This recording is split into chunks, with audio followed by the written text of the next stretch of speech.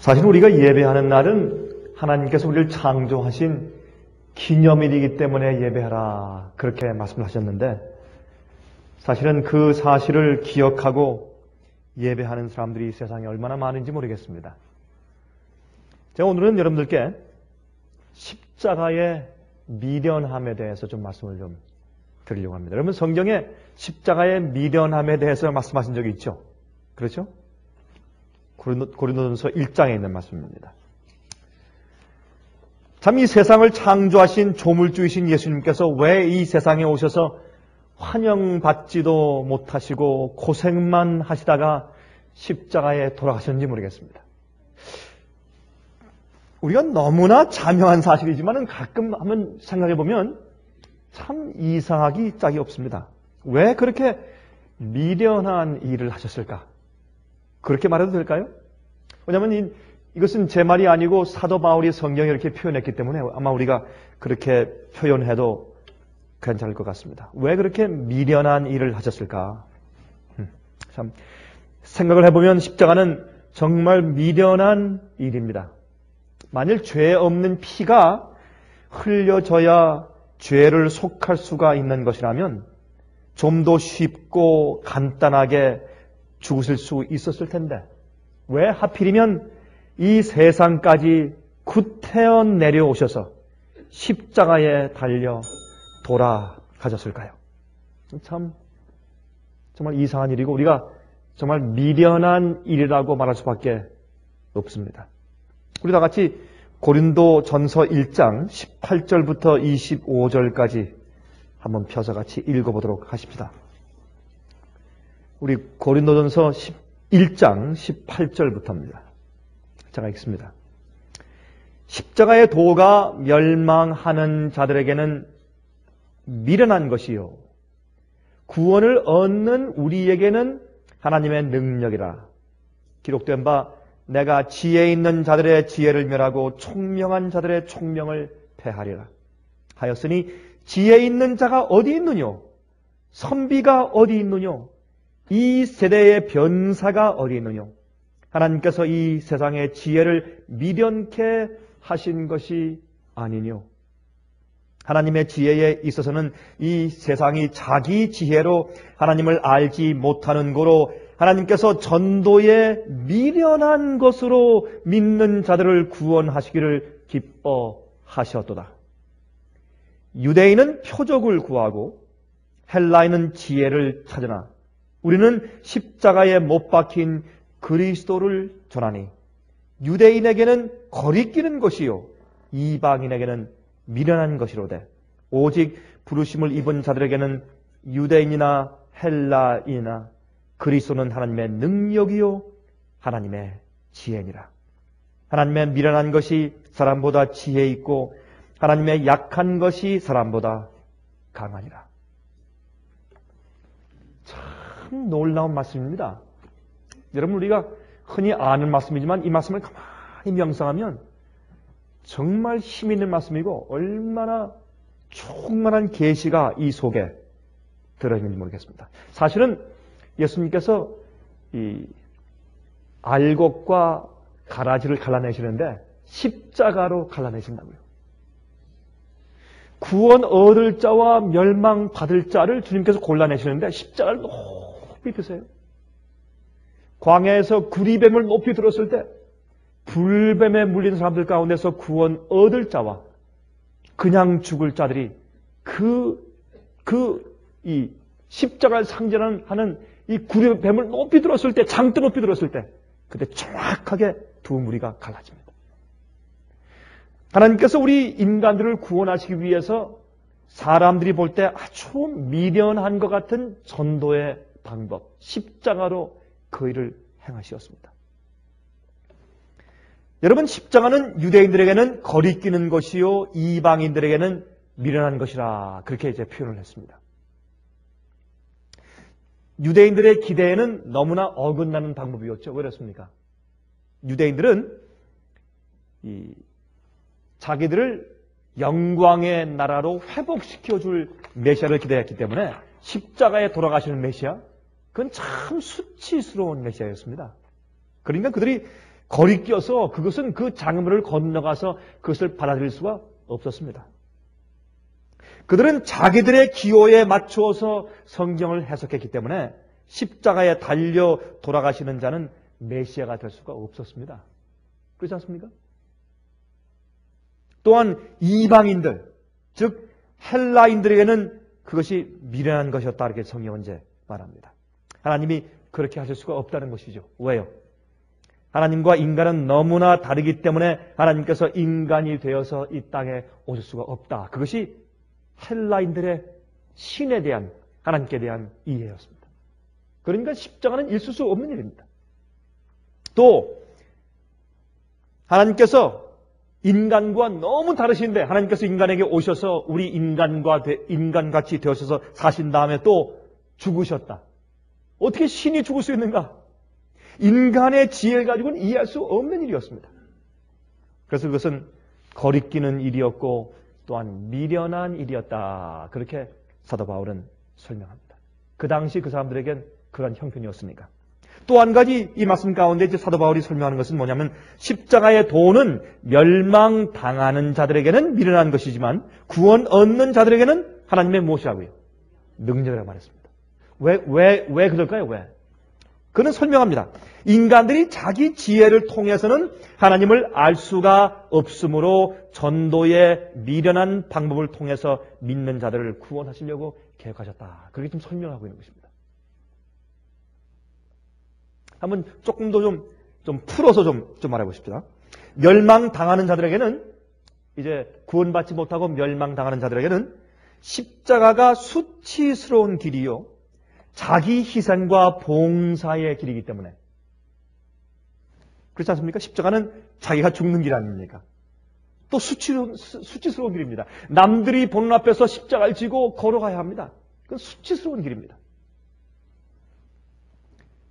그러므로 이기적인 마음을 가진 자에게는 십자가의 그 길이 그들에겐 정말 지겨운 길이 될 수밖에 없는 겁니다. 그러니까 이 마음 가운데 자기를 위해서 살거나 아니면 이기적인 목적을 가지고 살려고 추구하는 사람들은 십자가의 길을 절대로 따를 수가 없습니다. 그것을 받아들일 수가 없습니다. 수용할 수가 없습니다.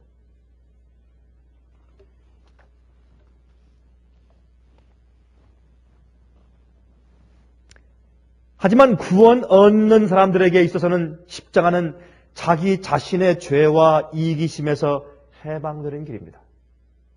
정말 자기의 죄 때문을 깨닫고 이 죄에서 누가 날 건져낼 것인가 하는 간절한 소망이 있는 자들에게 십자가는 해방의 길입니다.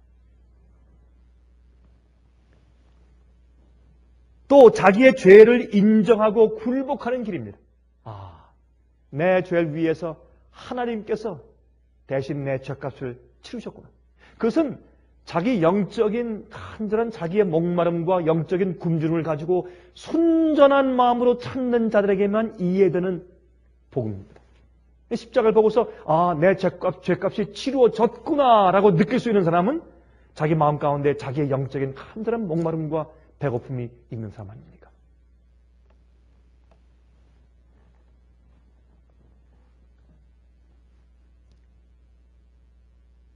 그러므로 내 뜻이 아니고 하나님의 뜻을 선택하려고 하는 자들에게는 십자가는 구원 얻는 자들에게 표상입니다. 또 항상 죄의 몸을 못 받고 성령의 인도하심을 따르기로 마음 가운데 소원하는 자는 어떻게 해요? 십자가는 구원의 표상입니다.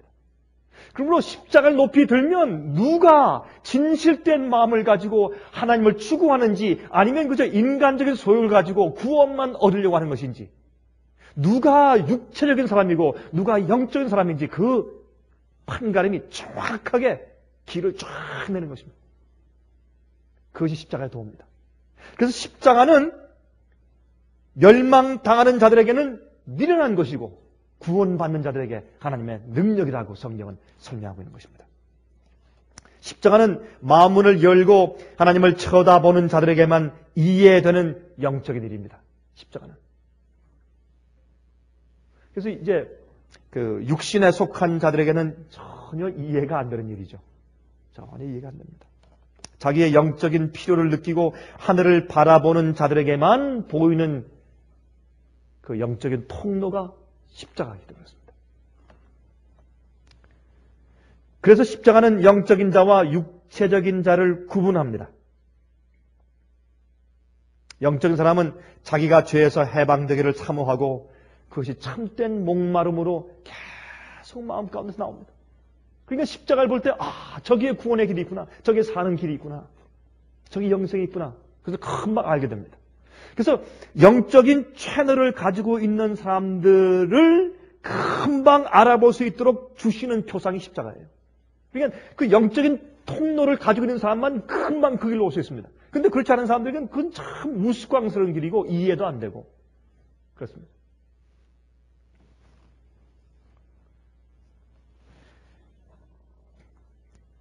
그래서 고린도전서 2장 14절에 말씀하기를 육에 속한 사람은 하나님의 성령의 일을 받지 아니하나니 저희에게는 미련하게 보임이요 또 깨닫지도 못하나니 이런 일은 영적으로라야 분별함이니라.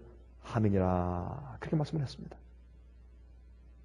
육에 속한 사람은 영적인 일을 받지 않습니다. 그건 참 우리 이 사실을 가만히 생각하면 하나님께서 이렇게 미련하신 전도의 방법을 택하신 이유가 있습니다. 이렇게 역사해야 누가 구원받을 자고 누가 구원받지 않을 자가 정확하게 드러나요. 그래서 십자가의 길밖에 없어요. 십자가의 길밖에 없어요. 근데 이게 간단한 얘기 같지만 또 그렇지 않습니다. 지금 제가 이 십자가에 대한 이 전도의 미련함에 대해서 제가 간단하게 설명을 드렸는데, 근데 그게 이렇게 간단하게 끝나는 것이 아니고 우리 마음속에 십자가의 그 성품, 그게 예수님의 성품 아닙니까? 십자가는 우리 인간의 욕심과, 그죠? 하나님의 뜻과 만나는 지점이 십자가예요. 그래서 우리가 우리 마음속에서 계속적으로 십자가의 그 뜻을 따라서 주님께서 이 땅에 오셔서 돌아가신 예수님의 성품을 계속 동의하고 계속 인정하고 매일매일 나는 날마다 어떻게 해요? 죽는다. 여러분, 성경에서 죽는다는 것은 십자가의 죽음밖에 없습니다. 교통사고의 죽음도 아니고 늙어서 죽는 것도 아니고, 그렇죠? 병으로 죽는 것도 아니고, 십자가에서 나는 날마다 죽노라 할 때 죽는다는 의미는 십자가에 죽는다는 의미밖에 다른 의미가 전혀 없습니다. 그러므로 내가 매일 십자가의 정신에, 십자가의 품성에, 십자가를 통해서 하나님께서 보여주시는 하나님의 성품에 내가 매일매일 동의해서 따라가지 아니하면 십자가는 우리에게 미련한 것입니다. 십자가는 우리에게 하나님의 능력이 아닙니다. 그래서 사실 이 얘기가 주님께서 구원하실 자와 구원하시지 못할 자들을 불러내시는 어떤 이 분계선으로 제시하는 것 말고도 매일매일 우리 마음속에 있는 내 마음의 진정한 동기를 살피시는 하나님의 구원하시는 은혜입니다. 그래서 하나님의 능력이라 했어요. 우리를 구원하시는 하나님의 능력이라. 무엇으로? 매일 십자가로. 십자가 앞에 딱 서면 내가 지금 무슨 동기와 무슨 계획과 무슨 의도로 오늘을 사는가 딱 드러나요. 정확하게. 내가 오늘 저 사람과 대화하는데 저 사람과 인간적인 관계에서 내가 어떤 의도로 저 사람을 내가 사용하는가? 내가 저 사람을 이용하는 것인가? 아니면 영적으로 저 사람을 살리려고 하는 것인가? 내가 지금 어떤 존재로 있는가? 내가 하나님께서 인간들을 구원하시기 위해서 사용하시는 또 하나의 고리인가? 내가 말해요, 내가 주님께서 사람들을 구원하시기 위한 또 하나의 고리인가? 아니면 다른 사람들 앞에서 하나님의 거룩하신 전도의 능력을 맡는 그런 방해꾼인가 하는 것을 결정짓는 그 표상이 십자가입니다. 매일매일. 여러분, 십자가는 예수님께서 전 우리 그 그림 가운데 참 우리에게 감동을 주는 그림 가운데 하나가 예수님께서 가운데 계시면서 하나님 아버지의 손을 붙잡으시고 한 손으로 인류의 손을 붙잡으시는 그 그림이 얼마나 우리에게 가끔 감동을 줍니까? 그렇죠? 그래서 예수님은 우리 인류와 잃어버린 바 된 죄인들과 하나님 아버지와 연결시키는 고리 아닙니까? 그러므로 우리가 십자가에서 우리도 못 박혀 죽으면 내가 없어지면 나도 하나님께서 범죄하고 잃어버린 바 된 죄인들을 구원하시기 위한 하나의 고리가 되는 겁니다. 그렇죠? 내가 말할 때, 내가 글을 쓸 때, 내가 사람들 만날 때, 대화할 때, 내가 비즈니스를 통해서 사람과 대화하든지 아니면 사람들과 어떤 모종의 관계를 맺든지 물건을 사고 팔든지 편지를 쓰든지 전화하든지 내가 그 영혼들을 하나님의 진리와 구원하시는 주님의 은혜로 이끄는 하나의 고리의 역할로 살고 있는지 아니면 내가 방해꾼으로 살고 있는지 십자가의 정신 앞에 설 때 내 자신의 모습이 드러나는 것입니다.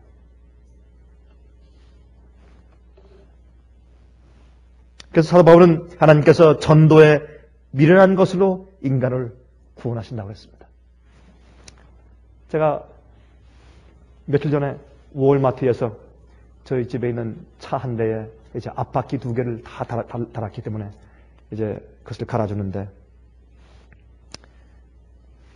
저는 좀 급해서 좀 됐습니다. 다른 데 좀 약속이 있기 때문에 가야 할 텐데 좀 빨리 좀 해주면 좋겠습니다. 부탁을 한 다음에 좀 급하기 때문에 앉아있다가 섰다가 지금 고치는 광경을 보면서 좀 서성거리고 있는데 그 앞에 있던 한 미국 사람 젊은 사람인데 한 20대 한 후반쯤 되는 젊은 사람인데 저한테 그래요. 아주 친절하게 Sir,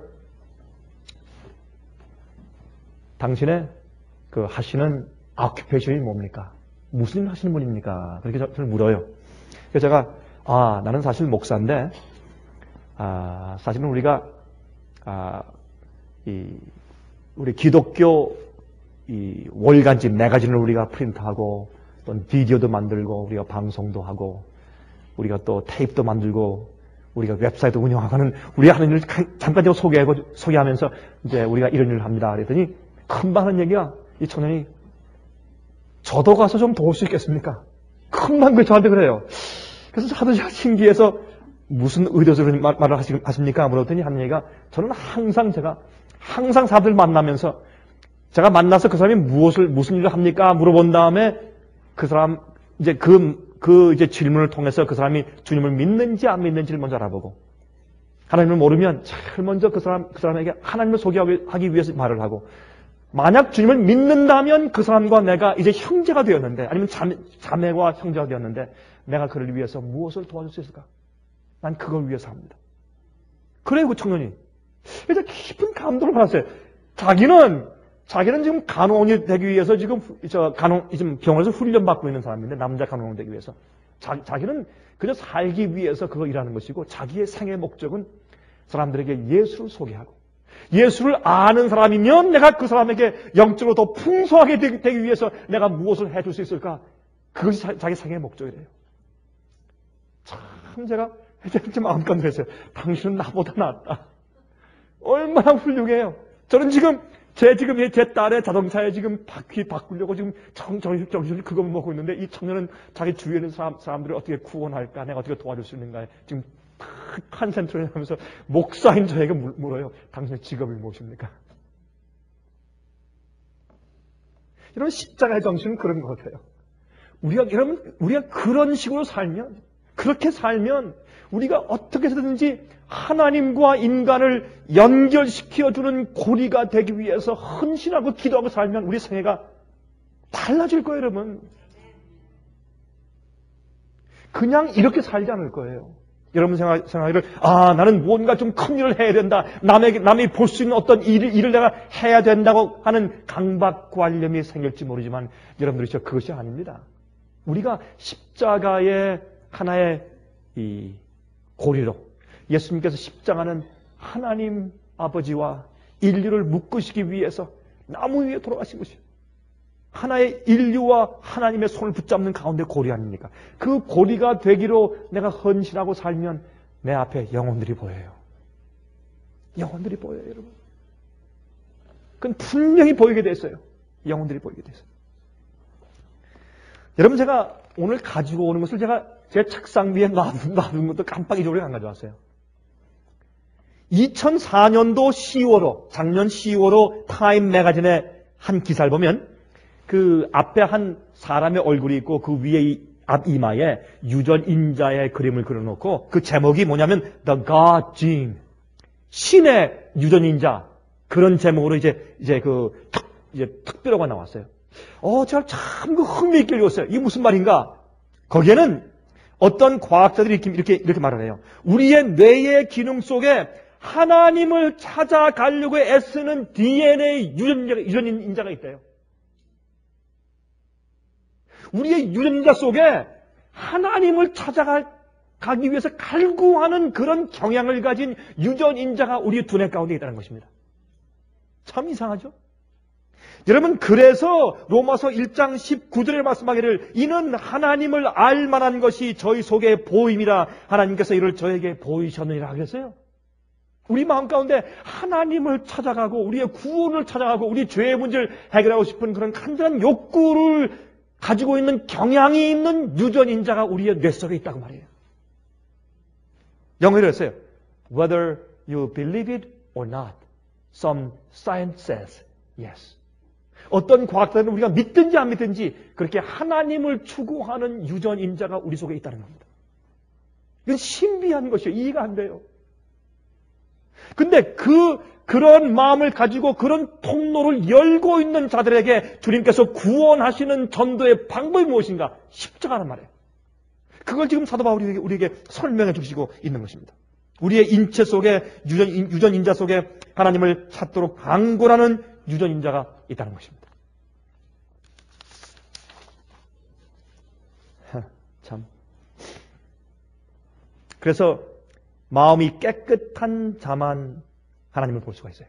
마음이 청결한 자는 복이 있나니 저희가 하나님을 볼 것이며. 틀림없어요. 틀림없어요. 근데 이 마음이 청결하다 하는 것은 말이죠, 죄를 한 번도 짓지 않았다 그런 뜻이 아니에요. 죄를 많이 지었더라도 청결한 자는 뭐냐면 그들 마음 가운데 있는 소원과 의도가 진실해요. 회개한 마음을 가지고 하나님을 찾는 마음의 의도가 정직해요. 그게 마음이 청결한 것이에요. 사실은. 회개한 다음에 그의 마음 가운데 순결한 의도를 가지고 있어요. 그런 자는 하나님이 보여요. 그의 영혼 속에. 그러므로 하나님께서 우리에게 구원과 진리를 보이시기 위해서는 인간이 가지고 있는 지혜나 지식을 통해서는 안 됩니다. 그래서 무엇을 통해서? 그 인간의 순수한 채널을 통해서 역사하시기 위해서 십자가를 딱 드신 거예요. 십자가를 들어야 그 사람 마음 가운데 순수한 통로를 가지고 하나님을 향해서 있는지 아니면 자기를 위해 사는지 딱 드러나게 돼 있어요. 그 십자가의 전도에 미련한 것을 통해서만 하나님께서 누가 구원받을 사람인지 주님께서 구별하실 수가 있다고 말입니다. 사실은. 왜냐하면 육신적인 욕구를 통해서 하나님을 보여줄 수 없는데 그것은 타락하여서 우리 인간의 마음의 욕구가 휘어져 있기 때문에 안 되는 것입니다. 여러분, 바울이 전도하러 갔다가 교회를 세우지 못한 곳이 있죠. 여러분 기억하시죠? 사도행전에. 사도행전에 바울이 가서 교회를 세우지 못한 곳이 없어요. 가는 곳마다 교회를 다 세웠습니다. 근데 갔다가 교회를 세우지 못한 도시가 하나 있어요. 어디입니까? 어디예요? 여러분 잘 아시지 않습니까? 어느 도시예요? 아덴. 에덴스. 그 헬라의 에덴스, 아덴에 가서만 교회를 못 세웠어요. 왜 그렇습니까? 이 사도 바울이 거기 가서 전도할 때 그 헬라인들의 이 마을시라는 곳이 있어요. 거기는 마을시, 화성의 언덕, 마을시라는 곳이 있는데 거기에 가면 헬라의 철학자들이 와서 비언론하는 곳이에요. 거기는 여러 신들의 동상이 쭉 세워져 있습니다. 근데 가서 보니까 신들의 동상 가운데 어떤 신은 이름도 모르는 신이란 그런 동상이 있지 않습니까? 그것을 보고서 거기서 변론하고 있는 헬라인들에게 역시 당신들은 참 정말 종교심이 많은 사람들이요. 여기에 이름도 모르는 신이란 동상에 다 있는 거 보니까 당신들은 정말 하나님께 관심 있는 사람들이요. 신에 대해서 종교에 관심 있는 사람들이요. 그렇게 말을 꺼내서 그 사람들과 이제 어떻게 조물주에 대해서, 창조에 대해서, 하나님에 대해서, 전지전능한 하나님에 대해서 변론적으로 인간의 자기 옛날에 배운 지혜. 여러분, 사도 바울을 누가 당하겠어요? 그 놀라운 그 석학인데, 그 공부를 많이 그 당시에 가말리알 문화에 속해서 공부한 놀라운 사람인데, 그가 인간의 학식과 그 사람들의 지혜와 같이 변론하면서 하나님을 소개합니다. 그렇게 소개하다가 그는 거기에서 교회를 세우지 못합니다. 그가 다니면서 십자가만 전파하다가 거기서는 사실은 인간의 지혜로 변론하다가 교회를 세우는 일에 실패했습니다. 그런 경험 이후에 이제 사도 바울은 뭐라고 말했습니까? 빌립보 3장 7절부터 9절을 말씀했죠. 그러나 무엇이든지 내게 유익하던 것을 내가 그리스도를 위하여 다 해로 여길 뿐더러 또한 모든 것을 해로 여김은 내 주 그리스도 예수를 아는 지식이 가장 고상함을 인합니다. 내가 내 아는 것들 전부 다 예수님을 아는 지식 그거 하나 때문에 전부 다 해로운 것을 여기는 것은 내가 그를 위하여 모든 것을 잃어버리고 배설물로 여김은 그리스도를 얻고 그 안에서 발견되려 함이니. 다 필요 없는 것으로 버렸다 그랬어요. 다 해로운 것으로. 왜? 영혼들을 구원하는 그 목적에 있어서는 다른 모든 것이 필요가 없다는 것을 그가 너무 절실히 느꼈습니다. 자, 이번에 뉴욕에 올라갈 때 말이죠. 같이 이제 비행을 타고 가는데 바로 제 옆좌석에 앉아 있는 여자분이 이 애틀란타에 있는 그 이름 있는 에모리 대학의 교수예요. 전 가끔 교수들하고 가끔 동석을 자주 합니다. 가만히 보면 제가. 근데 우연히 이제 그분과 만났어요. 근데 이분은 이태리에서 이민 온 사람입니다. 그래서 이제 이 영어 하는데 이제 그 이태리식, 유럽식 액센트가 좀 섞여 있어요. 근데 이분은 중세기 문학 박사입니다. 이 medieval literature. 특히 단테, 여러분 옛날에 그거 들어보셨죠? 단테 신곡 유명하죠? 그 단테에 대한 연구의 전문가래요. 이분이 책도 여러 권 썼어요. 그래서 이제 그분과 이제 대화를 하면서 저는 지금 목사니까 어떻게든지 이 대화의 좀 흐름을 잡아서 그 사람에게 전도하려고. 제 삶의 목적이 아닙니까? 제 대화를 열심히 지금 하면서 제가 기회를 찾는 거예요. 자꾸 기회를 이제 노렸는데, 제가 그 사람의 마음 가운데 저와 대화가 트고 또 그 사람 마음이 열리게 하기 위해서 제가 단테, 그 사람 이제 전공이 중세기 문학이면서 특별히 단테 전공이니까 제가 조금 아는 단테에 대한 상식을 가지고 같이 대화 시작했어요. 이 단테 신곡. 여러분 제가 이 고등학교, 대학교 때 제가 단테 신곡을 제가 직접 읽었습니다. 읽으면서 제가 무슨 생각을 했냐면 이 단테가 신곡을 쓸 때 그 당시에 있는 교회의 이 연옥설과 지옥설이 얼마나 헛맥락한 것이냐 라는 데 대해서 이 놀리기 위해서 이 글을 쓴 것인지 아니면 찬양하는 것인지 잘 이해를 못하겠더라고요. 제가 읽을 때. 그래서 제가 물어봤어요. 우리 교수께서는 특별히 이 일에 이제 단테에 대해서 연구 많이 하셨으니까 제 옛날부터 지금까지 가지고 있던 한 가지 의문을 좀 풀어봅시다. 이게 뭐냐요? 단테가 이 신곡을 썼을 때 이 연옥에 대해서 그냥 사람들이 막 거기 가서 불에 타고 고통당하는 것을 아주 적나라하게 이제 그리는 그 책인데 그 시로 쓴 책이에요. 그러니까 이것이 옛날에 이 빅토 유고가 이 노틀담에 곱줄 쓸 때 그 당시에 이 교회의 참 부조리에 대해서 정말 조롱하고 신란하기 위해 쓴 것처럼 이 단테도 그런 식으로 쓴 것입니까? 아니면 정말 단테가 이 연옥을 정말 믿어서 쓴 것입니까? 제가 물어봤어요. 그랬더니 굉장히 기뻐하면서 자기의 전문이니까 기뻐하면서 그걸 저한테 쭉 설명을 해줘요. 굉장히 좋은 질문이다 하면서 설명을 쭉 해줄 때 그렇습니까? 고맙습니다. 그러면서 이제 그 단테의 신곡이 이태리 말로 코미디, 희곡이에요. 희곡.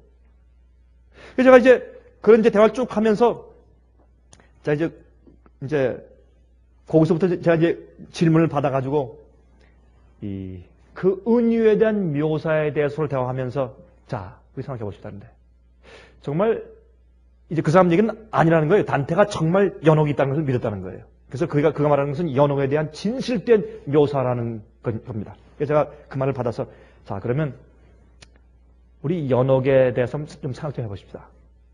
연옥이 얼마나 헛맥락한 것인가. 제가 아는 연옥에 대한 이야기를 쭉 설명했어요. 거기에서 이제 조금 더 이제 좀 고리를 만들어서 창조의 얘기를 하고 또 이런 얘기하고 저런 얘기하고 한참 대화했어요. 2시간 동안 가는데 뭐 한 30분 간 것처럼 그 사람도 정신없이 나도 정신없이 대화를 한 2시간 동안 하면서 이제 갔어요. 저는 전도함에 갔고 그는 자기의 학식을 저한테 얘기해 주면서 2시간 동안 비행기를 타고 갔어요. 제가 한참 대화를 하고 정신없이 대화를 하고서 내리면서 그 사람한테 악수하고 참 반갑다고 얘기를 하면서 나중에 제가 목사라는 사실을 다 밝히고 얘기하면서 비행기를 타고 이제 비행기에서 내리는데 갑자기 제 마음이 좀 허무해요. 2시간 내내 그 사람의 수준에 맞고 그 사람 마음에 좀 호감이 갈 수 있는 대화를 이끌기 위해서 잔뜩 서로 지식적인 얘기만 했어요. 2시간 내내. 물론 제가 그 사람 말을 받아서 하나님 얘기를 하려고 다 가면 문이 막혀요. 그럼 또 지식 얘기를 하다가 또 가다가 또 창조 얘기를 하고 단순한 얘기를 또 하려고 하면 또 문이 막혀요. 그럼 또 일로 가다가 또 한참 그 사람과 변론 아닌 지식적인 얘기를 2시간 하고 나서 물론 제 마음 가운데 그 영혼을 얻기 위해서 전도하려는 목적을 가지고 했지만은 제가 십자가를 높이는 단순한 전도의 방법을 사용하지 않았습니다. 전도의 미련함. 박사건, 국민학교 나온 사람이건 상관이 없어요. 누구든지 부자건 가난한 사람이건 높은 자건 낮은 자건 상관이 없어요. 누구든지 세상에 있는 사람은 하나님을 알기 위해선 자기 마음 가운데는 단순한 하나님을 찾아가는 DNA, 그 채널을 열어야 돼요. 그건 뭐냐 하면 나는 죄인이라는 겁니다. 내가 내 죄를 내 스스로 해결할 수 없다는 겁니다.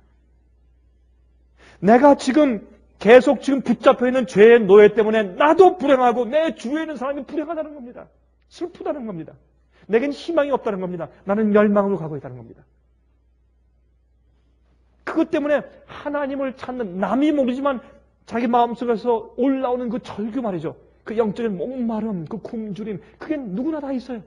그게 없는 사람은 소용이 없어요. 그건 없는 사람들에게는 무슨 얘기를 해도 주님께서 그 마음속에 들어갈 수가 없습니다. 십자가의 미련한 도를 통해서 주님께서 십자가를 이렇게 제시하시면 그 사람이 많이 가지고 있던 없건 많이 배웠건 못 배웠건 간에 그 영혼이 하나님을 향해서 열리는 겁니다. 그 길은 십자가의 미련한 전도의 방법밖에 없는 것입니다.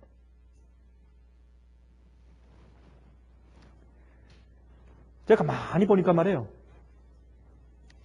이번에도 이제 비행기를 타고 가는데 이제 그 비행기 날개에 얼음이 찼기 때문에 와서 그냥 우리가 한 15분 내지 20분 늦게 출발했어요. 그 이유는 디아이싱이라고 그러죠?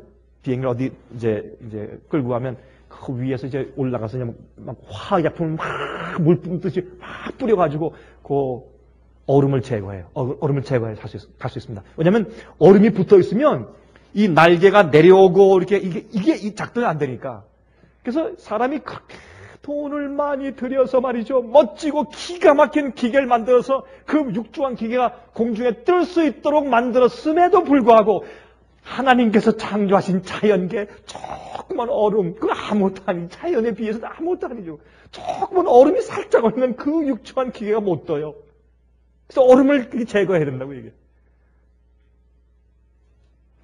그래서 하나님께서 우리 인간을 구원하시는 방법은 아주 간단하고 단순한 것이에요. 우린 사람들을요, 억지로 그 사람을 갖다가 자꾸 지식이나 지혜로 설득시켜서 그 사람을 진리로 굴복시키려고 애쓰지만 그렇게 되는 법은 사실은 없는 겁니다. 하나님께서 그 사람의 고뇌를 통해서, 그 사람의 영적인 목마름을 통해서, 그 사람은 이 죄의 결과를 겪는 경험을 통해서, 여러 가지 경험을 통해서 이모저모로 그 마음을 단순하게 만드시고 열게 하시는 것입니다. 그때 주님께서 그 영혼을 위해서 무엇을 하셨는지를 보여주시고 어떻게 해야 하나님께 나올 수 있는지를 보여주시고 죄인이 잃어버린 영혼이 어떻게 영원히 살 수 있는지를 보여주시는 길은 십자가밖에 없는 겁니다. 또한 십자가는 말이죠. 십자가는 굉장히 단순한 주님의 방법인데 또한 마귀는 이것을 이용해서 십자가를 마치 구원의 표상처럼 만들어서 십자가를 바라보고 예수님 날 위해 돌아가셨다. 인정하자 받아들이라 구원이다. 그렇게 끝나버리는 이상한 이교의 상징으로 또 바꿔 나왔어요. 십자가는 매일매일 내 속에 하나님께 나갈 수 없는 것들을 제거하는 주님의 방법이 되어야 돼. 또 십자가는 그게 나를 구원하는 주님의 단순한 방법이에요. 십자가 앞에 서면 이제 곧 제가 읽어드리겠습니다. 십자가는 우리를 사랑하시되 끝까지 사랑하시는 것을 보여주시는 것이에요. 우리를 구원하시되 끝까지 가신 것을 보여주는 것이 십자가 아니에요. 그렇죠? 십자가 이상은 없잖아요. 우리를 위해서 이 땅에 오셨어요. 우리와 함께 걸으셨어요. 전도하셨어요. 우리와 같이 목마름과 배고픔을 경험하셨어요. 또 우리에게 말씀을 진리를 전해주셨어요. 또 그렇게 하시다가 사랑한다 하니까 자꾸 예수님의 뺨을 쳐요. 맞으시고 또 따라가시고 또 우리를 따라오셔서 주님께서 우리에 대한 사랑을 말씀하시고 십자가까지 가셔서 돌아가시는 것 그 이상으로 우리 인간을 위해서 해주실 것이 없다고 사실은. 그렇지 않습니까? 이 십자가는 우리를 구원하시기 위해서 가시는데 끝까지 가신 것을 말씀하신 것이 십자가예요. 그래서 우리도 하나님께 나아가는 길은 주님께서 우리에게 오신 방법대로 우리도 주님께 나가야 돼요. 사실은.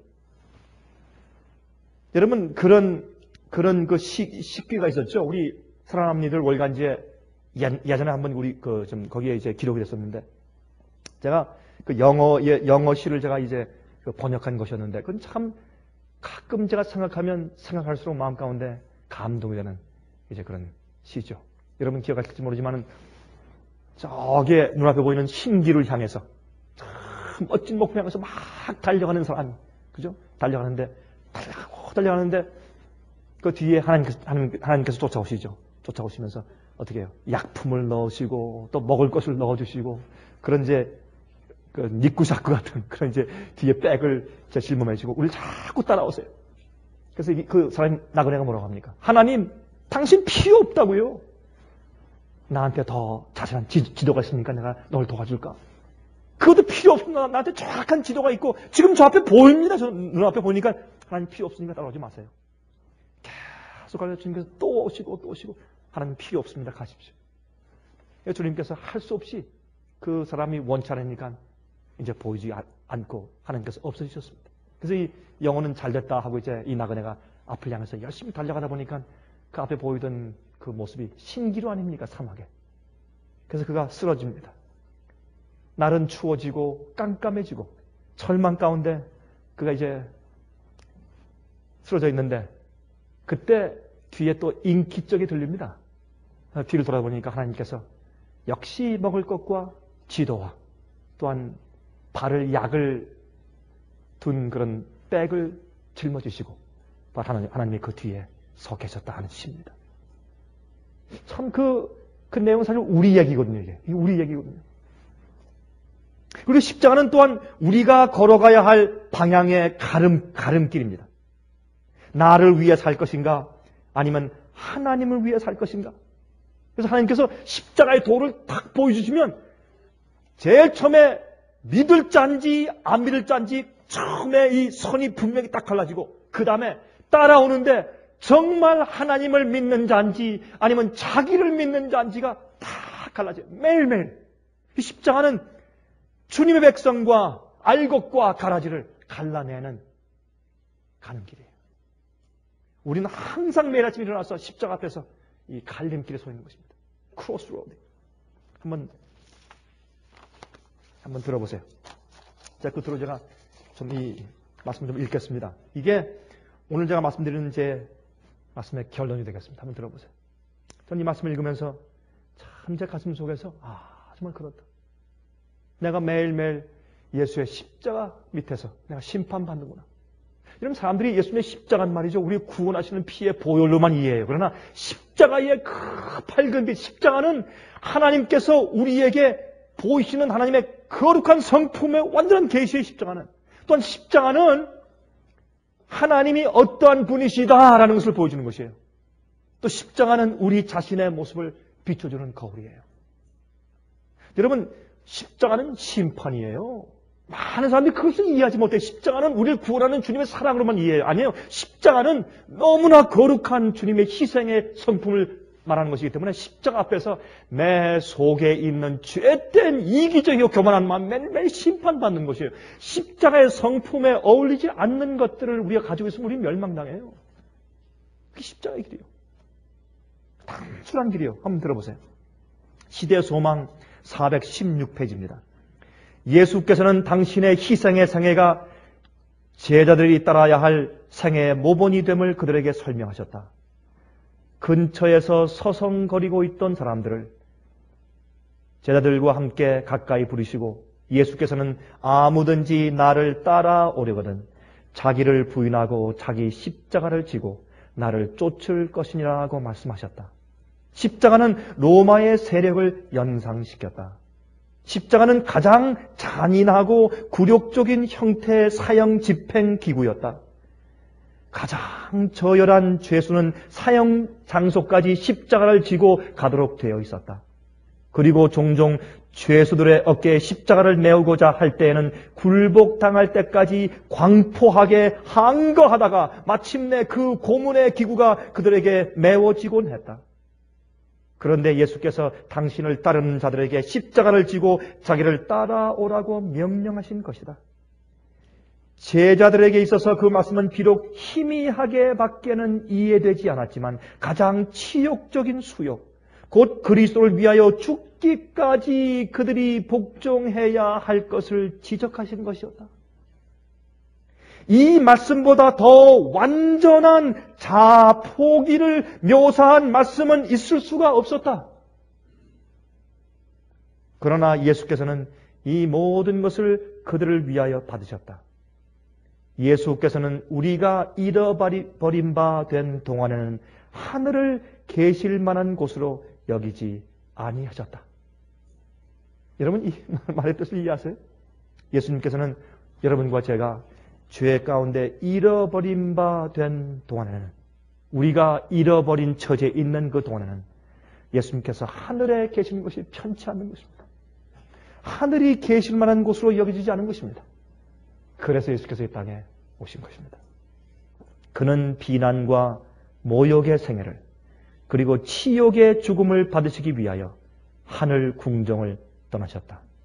하늘의 값을 헤아릴 수 없는 보화를 가지시고 부요하시던 그가 가난하게 되신 것은 그의 가난하게 되신 것을 말미암아 우리로 부요하게 하시기 위함이었다. 우리는 예수께서 걸어가신 길을 따라가야 한다.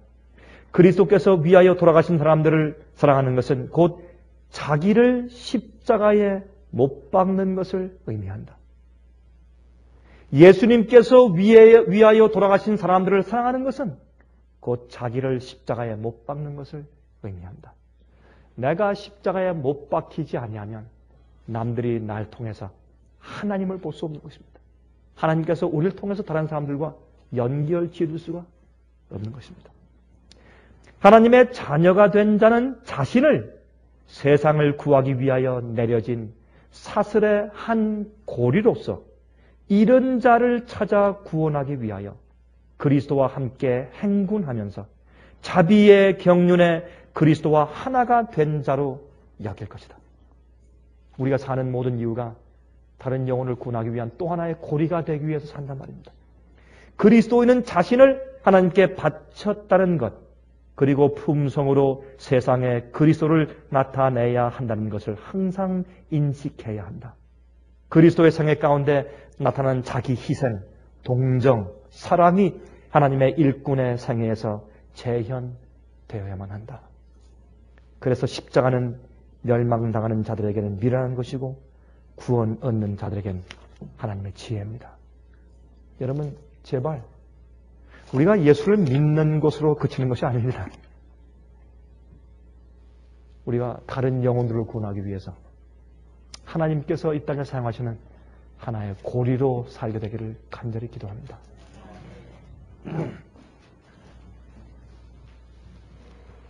하늘에 계신 우리 아버지, 우리에게 주님이 너무나 절실하게 필요합니다.